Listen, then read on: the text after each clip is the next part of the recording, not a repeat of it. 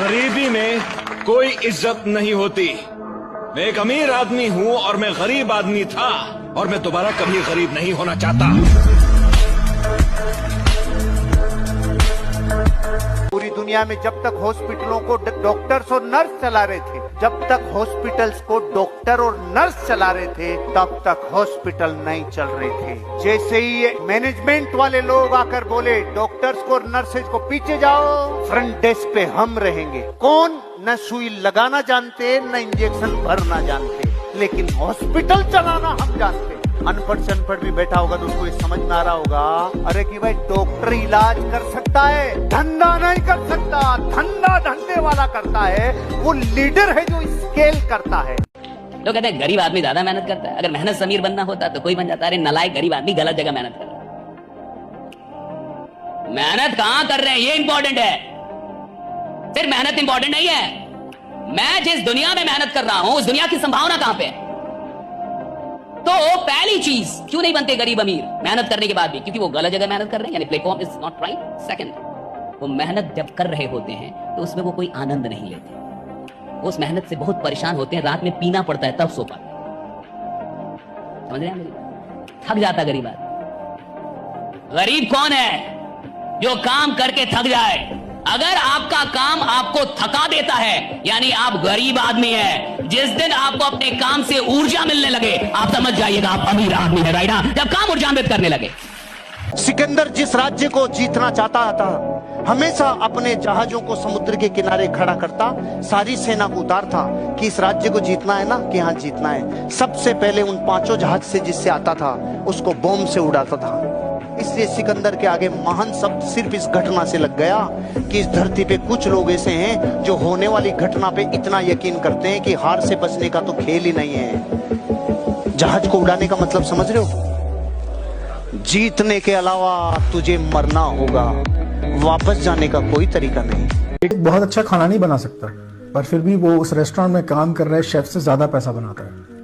एक स्कूल का मालिक बहुत ज्यादा पढ़ा लिखा नहीं होता, अच्छा पढ़ा नहीं सकता, पर फिर भी वो स्कूल में काम कर रहे टीचर से ज्यादा पैसा बनाता है। एक अस्पताल का मालिक जो खुद डॉक्टर नहीं है, वो किसी भी एक डॉक्टर से ज्यादा पैसा बना लेता है। कई देशों के राष्ट्रपति या प्रधानमंत्री कॉलेज टॉपर नहीं होते, पर फिर भी वो पूरा देश चला लेते हैं। दुनिया की सबसे बड़ी स्किल तो ये है कि स्किल वालों से काम कैसे लेना है।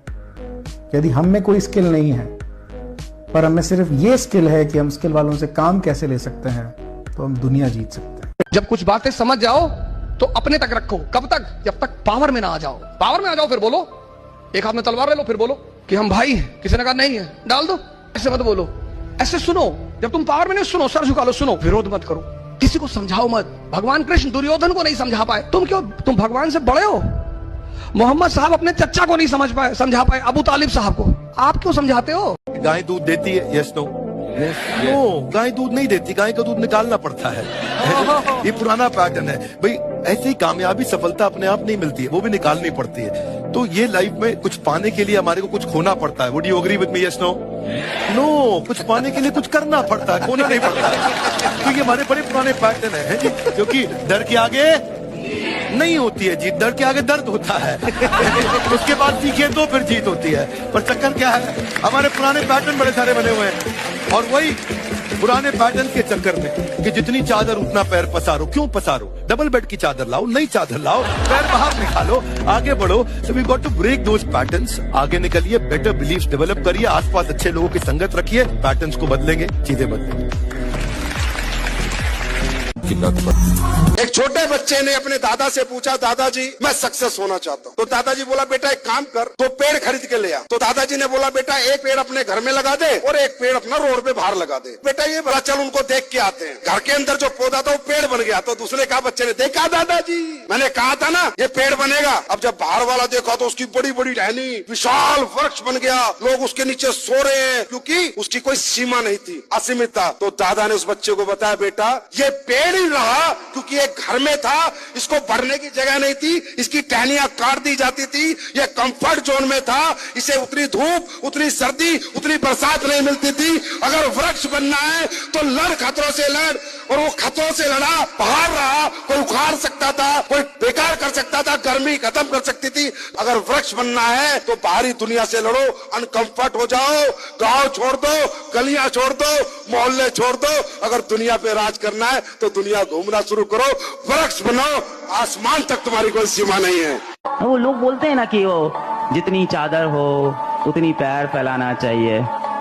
अरे नहीं यार, चादरें बहुत हैं दुनिया में, खरीद के ले आएंगे सारी चादर की दुकान, पैर फैलाओ अपना। सपने हमेशा अपनी औकात से बड़े देखो।